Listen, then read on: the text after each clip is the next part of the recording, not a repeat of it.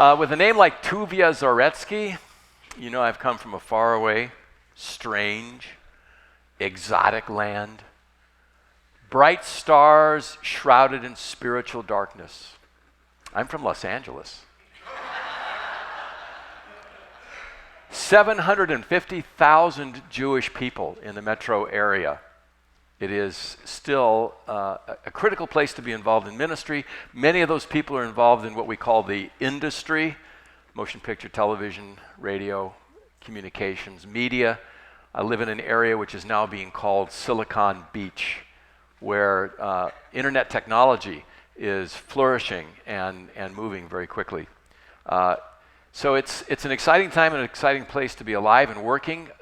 Part of what we say in the mission statement of Jews for Jesus is, we exist to make the messiahship of Jesus an unavoidable issue to the Jewish people worldwide. We started in 1973, actually before that as a movement.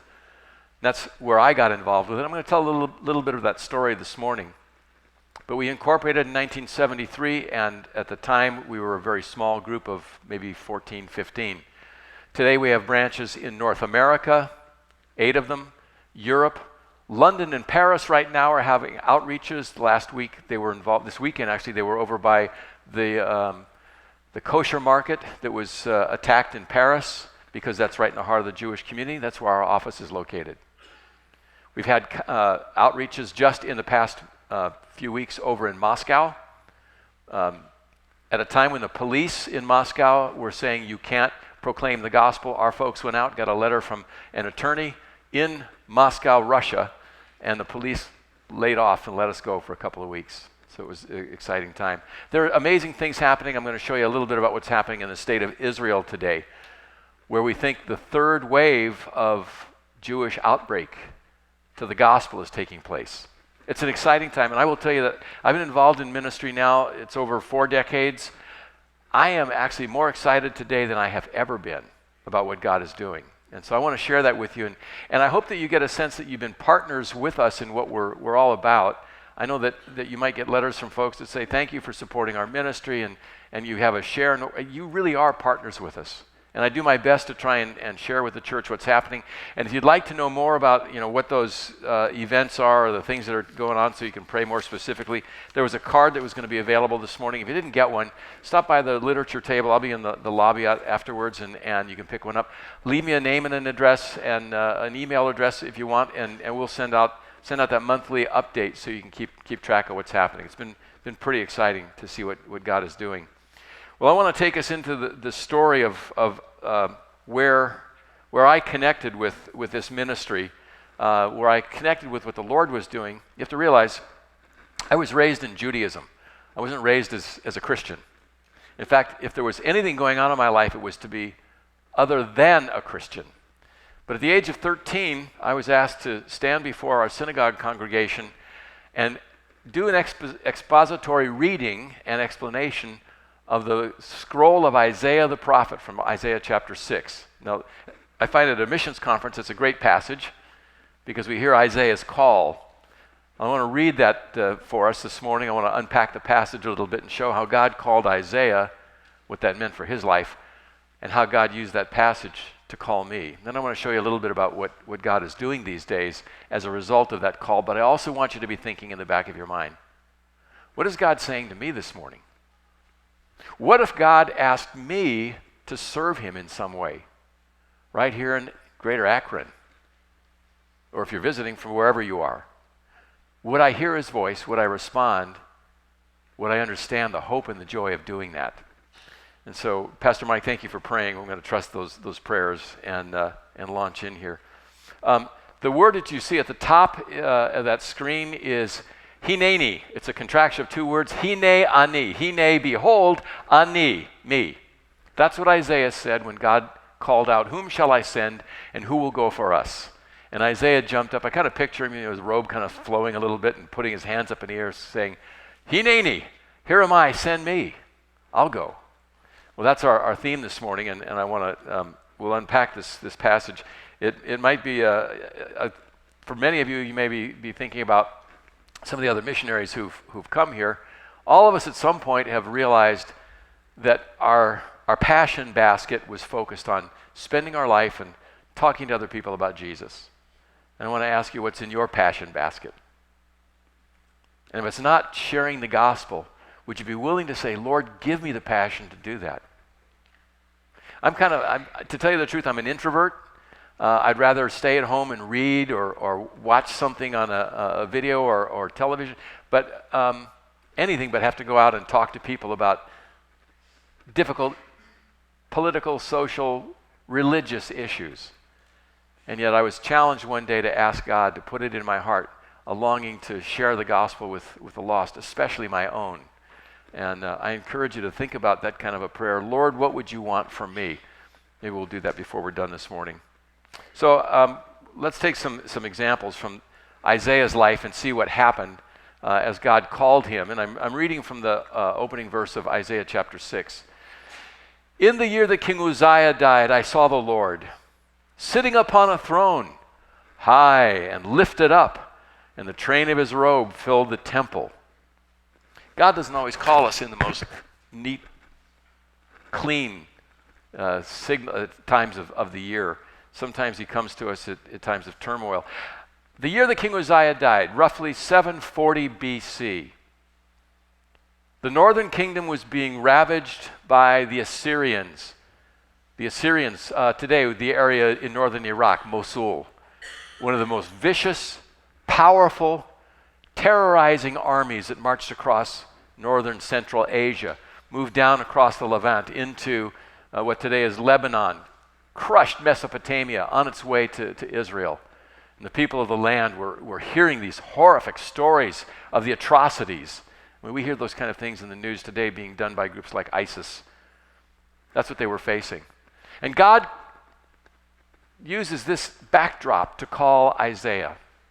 King Uzziah was a great king. A lot of the people thought he was the Messiah or would be the Messiah. After a 52-year successful, glorious reign in the land of Israel, he dies. What did he do for the people? What did he do for God? He turned the hearts of the people to God to trust him. He rebuilt the port down in Eilat and increased trade out through Asia. He fortified the army, protected the northern border of the city, trusting that God and that army would protect them against the invasion of the Assyrians from the north. He brought about goodness and hope into the land. He drove the Philistines from the country. This is the southern kingdom. And yet to the north, the northern kingdom of Israel was in the midst of terrible spiritual idolatry. Remember, they'd pulled away from Jerusalem. They no longer had any reason to come down to the city to worship God at the Holy Temple. They built their own false idol in the north up in Dan and another one in Bethel, so they didn't have to go down to Jerusalem.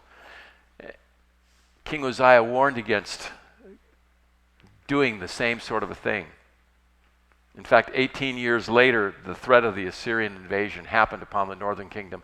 And it was carried off into captivity and launched the diaspora of the Jewish people that existed for over 2,700 years and didn't end until 1948. Those of us who live in North America today are considered in the diaspora by Israelis. In fact, they no longer call it the diaspora, they call it the galut, the exile, because we've chosen to stay out of the Holy Land, the land of our forefathers.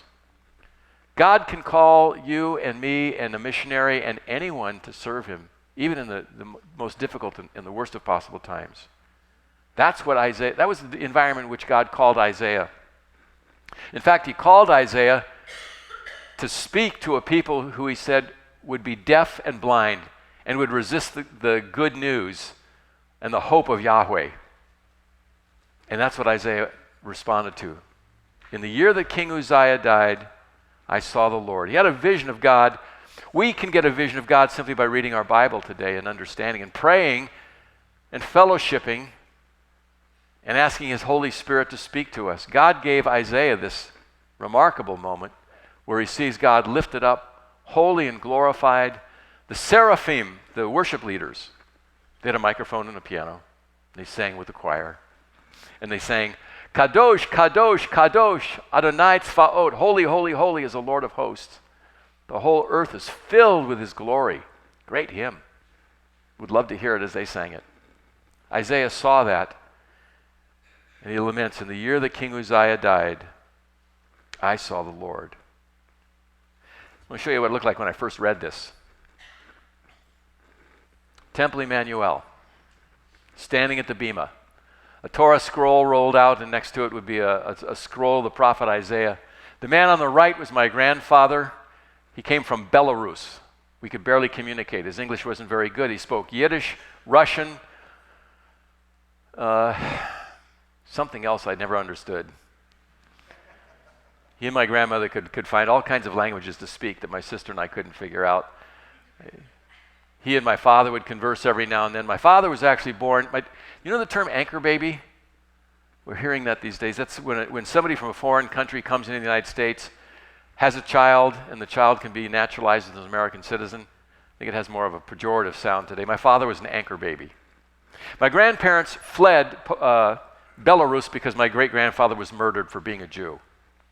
They always said he was killed by Christians. I can give you an idea of how I was raised. They came to Canada. They couldn't get in the United States. When my grandmother was pregnant, she and my grandfather, both Jews from this little village in Belarus, she moved down to Providence, Rhode Island, stayed with relatives, attended a synagogue there, where my father was born. And so they moved back to Canada. My father had dual citizenship. My dad went to medical school in Canada, youngest man ever to graduate from the University of Toronto Medical School, and they wouldn't allow him to go on and do his residency and fellowship because he was Jewish. Things have changed, and so he came into the United States, and so I was born here eventually because of persecution of my family in other countries. My mom's family came from Austria-Hungary. Those who didn't flee and come to North America or Israel have all perished. So there I was, that's the little dweeby guy right in the middle, called upon to read the prophet Isaiah and to expound on this passage as best I could. I was 13 years old. It was my bar mitzvah. It was the time to stand before the congregation, demonstrate that I could say the prayers, read the scrolls, all in Hebrew, and I understood the history and heritage of my people. And it was the night on which I said, Hineni, here am I, send me, O God. I had no clue what he had in mind. Had I would have kept my mouth shut, I'm sure. I'm glad he only showed me so much of the time. I can't think of a more meaningful and purposeful life. So I read where the seraphim cried out, Holy, holy, holy, kadosh, kadosh, kadosh.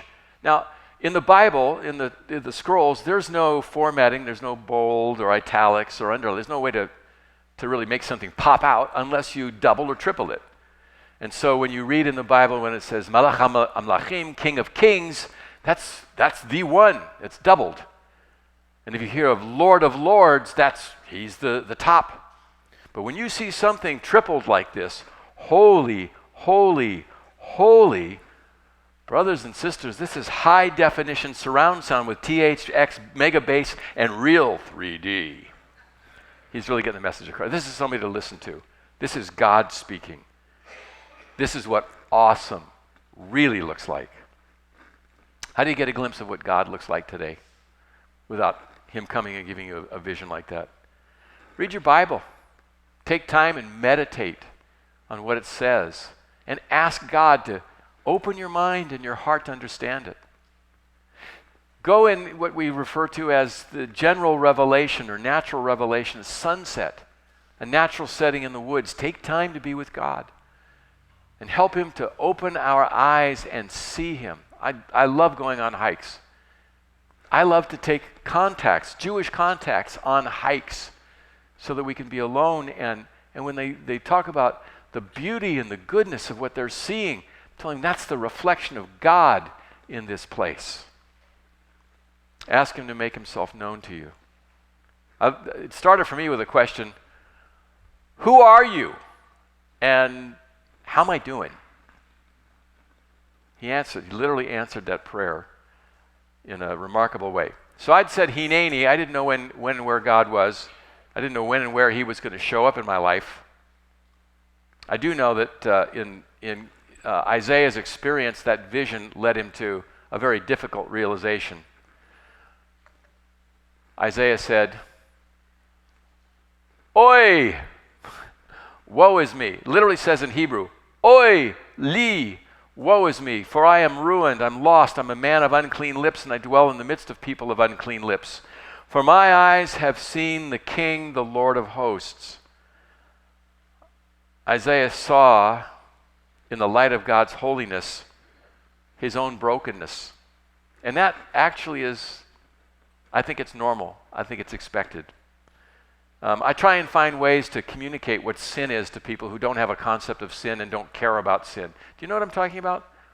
If we as Christians talk to people who have no relationship or interest in God, who are agnostics and say, I don't know if there is a God, if we talk about sin, I find that there's kind of the volume goes down and the interest drops. Because sin is what, the language that I use, sin, iniquity, transgression, those are great biblical words, but I've got to find a way to put those words into language that people who don't agree with me about the gospel yet would understand. So I talk about brokenness. I talk about selfishness, self-centeredness, regret in the way we've lived, sin, iniquity, transgression. Finding words that make sense to people that can hear them. But agreeing with God about our human condition, that's the first step toward finding the truth. In 1970, I thought I was doing okay. I was a graduate of a university in psychology. I'd been invited back on the psychology staff of the university, working with people who had drug addiction problems. Helped start a free clinic in drug addiction in the community, and yet I felt like I ran out of ideas. I went to one of the members of the general board of our clinic, and I started asking questions because I was running out of answers. And I said, where do I find what to tell these kids? I'm kind of at a loss. And she said, well, why don't you ask God to show you what life is all about? And I said, you know, at the age of 13, I had a fight with God. In my synagogue, I'd said, Hineni, here am I, God, but where are you? Because that's what happened on the night that I read this passage. Where are you, God? Everybody else showed up for my bar mitzvah. I've been studying Hebrew and studying how to do all these prayers. You're the only one that didn't show up. Where are you? And at 13, I said, God, you're going to have to break into my life. I said to her, so why should I expect God to speak to me now? She said, well, he made a promise. Ask, you'll receive. Seek, you'll find. Knock, and the door will be open to you. Whose words are those? She didn't tell me that. Good thing, too, because if she had, I was so prejudiced, I never would have followed up on it. As a Jew, I'd been told everything about Jesus was not for the Jews. I was told everything about Jesus was damaging to the Jewish people. I didn't want to know anything about him. Recorded in Luke chapter 11, if you want to look it up. And so I actually went out that night into the San Gorgonio wilderness in Southern California, thinking about that prayer. I sat down on a rock in the middle of a stream. It was my synagogue now. Lifted my voice to heaven and I said, I'm asking, seeking, and knocking. God of Abraham, Isaac, and Jacob. I wanted to be on the right channel, right? I asked two questions. Who are you and how am I doing? At that point, I thought I was doing pretty well. I thought things were going really, really well. And I thought I was going to make it.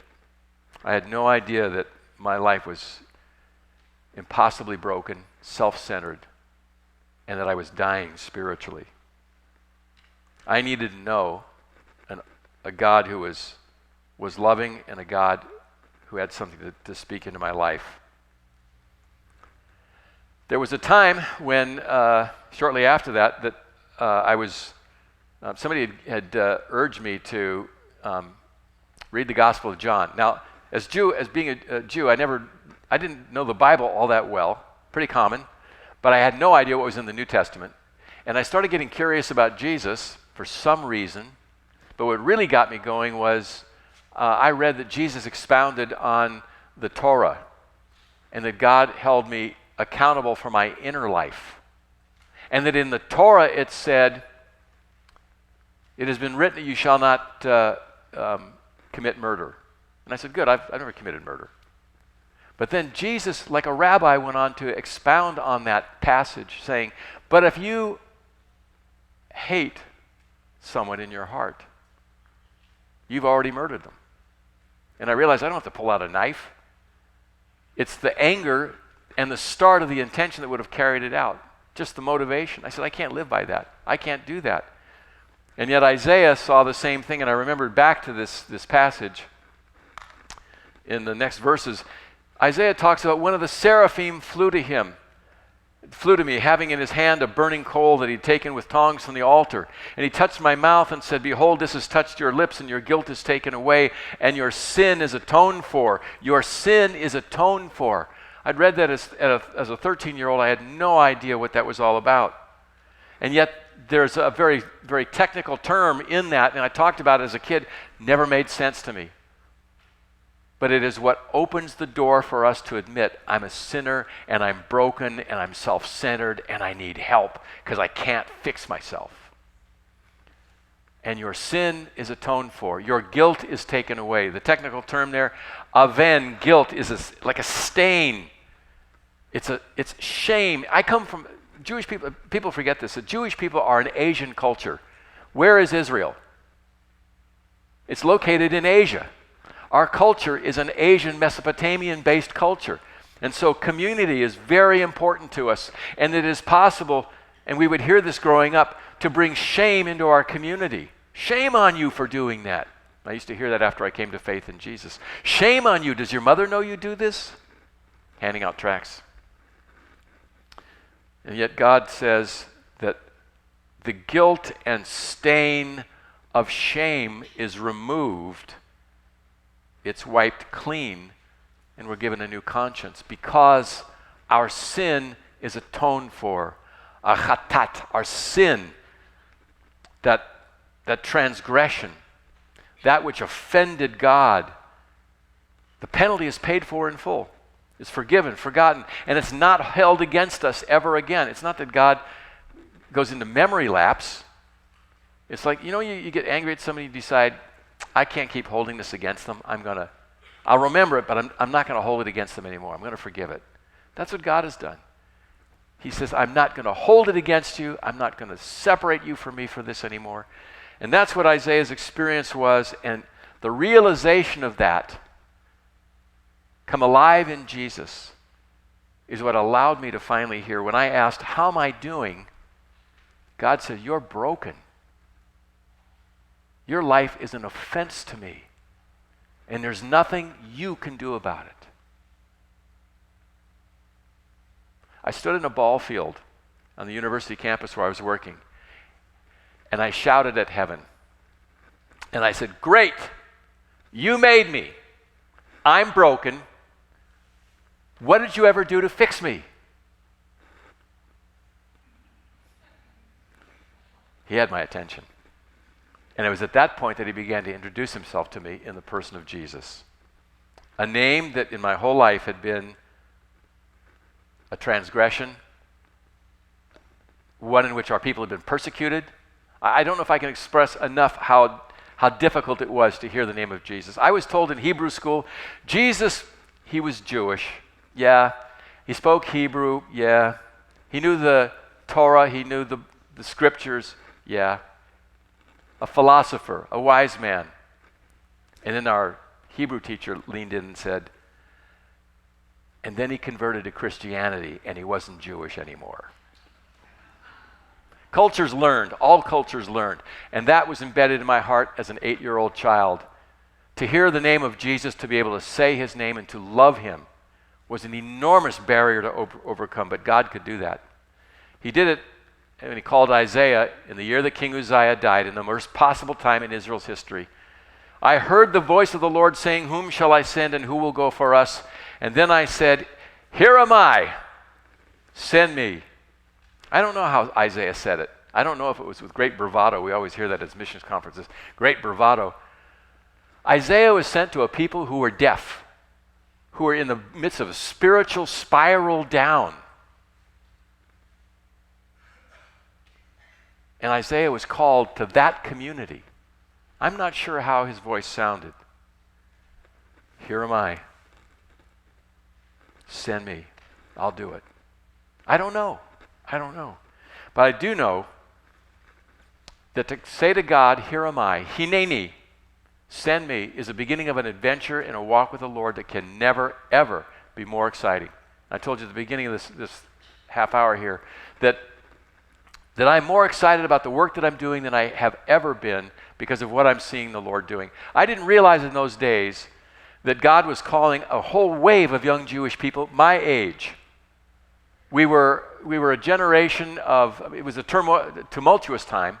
The war in Vietnam was splitting the country politically, socially. We were just divided. Generationally, we were divided. And yet in the Jewish community, while the Jesus movement, remember that, was going on? Apart from that, there was this little group of Jews who were coming to faith in Jesus, and we were looking at each other and going, you too? I thought I was the only Jew in the world crazy enough to believe in Christ, and so I moved to Israel. I don't know what I was thinking. I lived there for 2 years. The first church I ever attended, it's a great story, I don't have time to go into it. The first church I ever attended was called the Kehilat Mishachit Israelit, the Messianic Assembly of Israel. I learned to pray and worship Jesus in Hebrew first. And then I got comfortable doing it in English. That little congregation is still there in the city of Jerusalem on the Street of the Prophets. But I was terrified to try and tell anybody my faith. And there were few Jews in the neighborhood, Jerusalem. Came back to the United States and I found out I wasn't alone, that there were lots of other young Jewish people just like me. And we wanted to talk to our own people and share the gospel in a way that they could hear. We started by handing out tracts on the street. We started by going out and telling people, you can be Jewish and you can believe in Jesus. It's okay. And people would say to us, you're nuts. Are you kidding? You're a meshumad. You're a traitor. You're a destroyer. My own father said, you're dead. That lasted for 4 years. Then I started dating Ellen, and my mother said, if they get married and they have kids, we're going to have grandkids. He has to be alive so we can see the grandkids. That's me on the left, a little more hair in those days. The man that I was talking to was an Orthodox Jewish guy who actually is the uncle of one of my colleagues. Great conversations. I learned to talk to people on the streets and come out of myself. There's nothing more frightening than to stand on the street with a shirt that says, Jesus made me kosher. Get all kinds of conversations. We formed a music group trying to communicate the gospel in music, so we sang Jewish gospel music. Anybody ever hear the Liberated Wailing Wall? There we were. A little hairy bunch, except for the ladies. They were wonderful. But we had a lot of fun singing Jewish gospel music. 3 years on the road, I'd kind of had it with traveling, wanted to settle down and help start a branch. In the meantime, I met Ellen, a Jewish woman she was from a little place called Buffalo. Her family were refugees. They moved to Atlanta, Georgia. And that's where she was actually raised about the time she was in college. And that was the first time she encountered people that didn't like Northerners or Jews. So she had 2 strikes against her from the beginning. She is an amazingly gracious, gentle, courageous, and she's just an amazing woman. Apart from Jesus Christ, the greatest blessing of my life is my wife. And we've raised 3 now millennials. We've served together in New York, Chicago, Boston, San Francisco in the last 26 years in Los Angeles. And we're really grateful to be where we are. And when you support us, you're supporting both of us because she's a full partner in what we do. My name is out there a lot, but she's the one that very quietly engages Jewish women in our area, and she's phenomenal at it. So there was this huge wave of Jews coming to faith in Jesus in the 1970s. A second wave broke out in the 1990s as the gospel came into the former Soviet Union, and Jewish people there came to faith in droves. And now we think a third wave is breaking out, and that third wave is breaking out in the state of Israel. This is Jews for Jesus Tel Aviv. 2001, we had about 5 or 6 people on staff, and I said, it's time to register with the government of Israel. And we went to the government of Israel, and I filed papers to say, we're here, we're a nonprofit ministry. We want to be recognized. It's called an amutah. We want to be recognized as a nonprofit ministry in Israel. We have four things in our charter. The first one is that we will make the messiahship of Jesus known from the Old and the New Testament in the state of Israel. They had to accept that registration, and every 3 years they come to our office. I love this moment. They send a guy who's a religious Jewish guy from the Ministry of the Interior. He comes to our office, he takes out our charter, and he says, "No, I just want to make sure. Do you tell Jewish people from the Old Testament and New Testament that Jesus is the Messiah? Do you do that?" Guilty as charged. Love to do it every year, every 3 years. What you're looking at is the staff in 2013. These are staff workers. There were 18. Ellen and I went to Israel, lived there for 6 months while we gave relief to our leadership team so they could get some academic training in the United States. 18 staff from 6 in 2000, 18 in 2013. When I go into the country now and they ask what I'm doing there, I pull out my business card and I say, I work with Yehudim L'man Yeshua, Jews for Jesus. They look at the business card. They look up at me.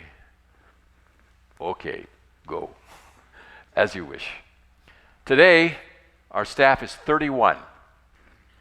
God is doing a remarkable thing in the state of Israel. I go over there, my job is as a Director of Staff Training and Development. Kind of hard to see that, but those are 6 of the millennial staff, 5 of the millennial staff that I went over to train. Last year, they are originally from Boris Skvortsov. Family came from Russia. His parents were Jewish believers in Jesus in Russia. They came into Israel. Boris is now married to Geffen, and they're both serving on staff with us. The woman on the far right is from Latin America. The guy on the far left is from Argentina. And so all of our staff speak a variety of languages because our people are coming in from the diaspora and settling back in Israel. They host in our office every Friday morning, a soldier's ministry. Because all of our staff have gone through the military. At the age of 18, it's compulsory. So men and women go in the military, girls for 2 years, guys for 3. They come out, and often they'll travel to different parts of the world. We have a ministry to reach out to those Israelis as they're traveling. That's a diaspora ministry. But in the land, we have a presence, and now we're reaching out to soldiers. We've been doing this for about 3-4 years. And these young kids come into our office. Actually, we have a discipleship center in the Florentine district in Tel Aviv. They come in, they have food, fellowship, prayer, and they bring friends from their military units. And there's no barrier to this. Israel is a democratic state. There is freedom of there is no constitution, but there is freedom of speech and freedom of religion. And you can share your faith with people who are open and listening. There are laws against sharing with children under the age of 16. We have to be very careful about that. But these kids are all guaranteed to be over 18. And so we're able to have these, and the ministries are taking place in Haifa, in Jerusalem, and in Tel Aviv. Our staff is involved in both the Jerusalem and the Tel Aviv offices. By the way, these 2 young kids, they're brother and sister. They're from Haifa, Monica and Daniel. She's older than he is. You can tell because she's got the bigger gun and the higher rank. But what you wouldn't know just from looking at them is that these 2 young people in the Israeli army are Arabs. They're Arab believers in Jesus who serve in the Israeli military. Their father is a pastor, a well-known and much-loved pastor whose congregation is made up of Israeli Jews, many of them who came from Russia, and Arabs. And they worship Jesus together every Saturday morning in Arabic, Hebrew, and Russian. I ask you to pray for these kids and their ministry. God is doing some remarkable things. A couple of other things. It's been my joy to blog with the Billy Graham Evangelistic Center Gospel Life Ministry. And so I've been posting a number of blogs about witnessing to Jewish people. And you can get there by either Googling Gospel Life or my name. And then something else I've been doing that's part of what you're supporting is, you might be familiar with the Lausanne movement. Moish Rosen was given, our executive director, was given an invitation to attend the first Lausanne Congress in 1974. Our ministry had just begun, so he sent me. I was barely 3 years old in the Lord, and I went. The picture on the left is actually lifted from the video that they just showed, a 4-minute video with the history of Lausanne. If you look for it, you'll find it. It went by really fast. It's there for 4 seconds. I was showing my wife the video, and I said, "Wait a minute, roll that back." And I'm actually wearing a Jews for Jesus denim jacket that still sits in my closet to this day. Not sure if it fits. On the right side is a group. Just past August, I was invited to go to Jakarta, Indonesia. The Lausanne movement hosted the Young Leaders Gathering 2016. 1,300 identified young leaders from all over the world. 1,300. They are the millennials who are stepping up and taking the forefront of the gospel battle into the world today. And it was a privilege to be one of 130 mentors who went there and ministered to one of the Connect groups. That's our little Connect group. On the left is Simone. She's from Brazil. Gold Pravin is from India. Xia is from Taiwan. Silke is from Germany. Ian is from Manila. And the fellow on the far right is Aloro Peter, who escaped South Sudan and the horrific atrocities that were taken there just to be able to be with us in Jakarta last month. All right, and this is my greatest joy. I'm going to wrap up my part of this with this. Since 1990, the Jewish community has been intermarrying in North America. It's an enormous demographic shift that's taken place. You can see the little bars at the beginning there. It used to be that barely 7 to 20% of the Jewish community ever intermarried. But by 1990, more than half of all Jews intermarried, and I know that means that some of you who are here may be in what I call Jewish Gentile couples, or you may have people who are in your family who are married to somebody Jewish. They are now in the majority of what is happening in American Jewish life. And we've got a Facebook page called Jewish Gentile Couples, a landing page called jewishgentilecouples.com, and I just wrote a workbook to help Christians minister to Jewish Gentile couples. And this next week, it's my joy to finally post. I'm going to close with this little video. It's a 60-second video, just to give you an idea how we're talking to Jewish Gentile couples. He's Jewish, and I'm not. Maybe that's you. If it is, you're in the majority of American Jewish life. The Jewish intermarriage trend began in 1985 and has grown ever since. But there are challenges. Research showed cross-cultural or interfaith marriages face dissatisfaction or divorce 75% of the time. Most frequently described obstacles include confusion about identity. He's not really Jewish because he doesn't go to temple.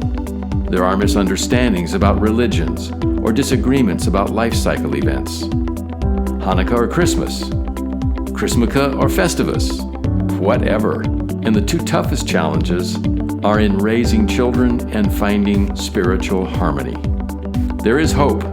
JewishGentileCouples.com offers free resources and non-judgmental conversation. Contact us now for support to find mutually satisfying spiritual harmony. You're not alone. There is a way. So we're seeing Jewish people coming to faith in Jesus as a result of this whole demographic change. I don't know if we're still live here. I've asked prayer for a number of years for a fellow named Bruce. Bruce Arlen is he was a Jewish music producer who lived in LA, moved out to Arizona, and he has since come to faith in Christ. As a matter of fact, it was just last March. That's him on the upper left side. Mark Sultan on the right is a guy that once said, "Don't talk to me about Jesus. I've heard what you've had to say. I'm thinking about it, and I'm reading the gospel." And then after about 8 months, he called me back out of the blue and told me that the Lord had spoken to him, and he's become a believer as well. So God is moving, and he's touching people. But I wanted to ask this morning, so what you do with all this? What's your next spiritual step? And yes, that is a yoke. It's an easy yoke. It's a light yoke. But if God spoke to your life and he said, "Whom shall I send and who will go for us?" would you be ready to whisper, Hineni, here am I, send me? I want to pray for you, and I want to bless you. Would you please stand with me? I'm going to offer a prayer, and then I want to offer a Hebrew blessing. The blessing is from the book of Numbers. It was the blessing of the sons of Aaron, the Kohanim, the priesthood, as they dismissed people from the worship services in the Holy Temple. May the Lord bless you and keep you. May the Lord lift his face unto you and minister his grace to you. May the Lord lift his countenance upon you and grant you his peace.